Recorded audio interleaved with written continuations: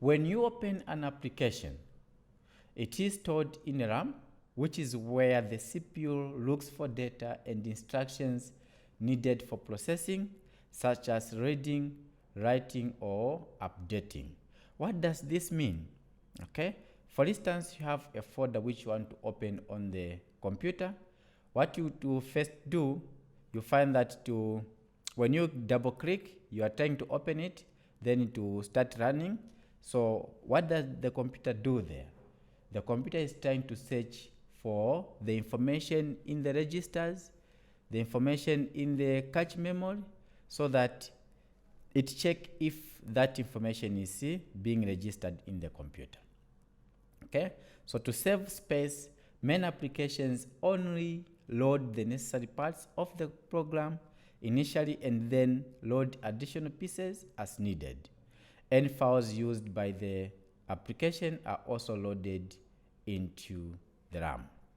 The CPU retrieves the required data from RAM, processing it, and writes new data back to RAM in a continuous cycle. This data exchange occurs millions of times every second. When you save a file and close the application, the file is saved to the secondary memory as you specified. The application and its accompanying files are typically removed from RAM to make room for new data. If files are not saved to a storage device before closing, they are lost.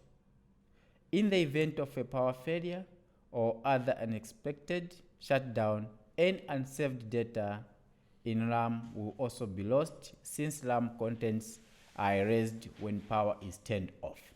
Okay, so this is the end of this unit. Make sure you go through it and be able to give answers where I was asking questions, and be able to differentiate the RAM and the ROM, primary memory and the secondary memory.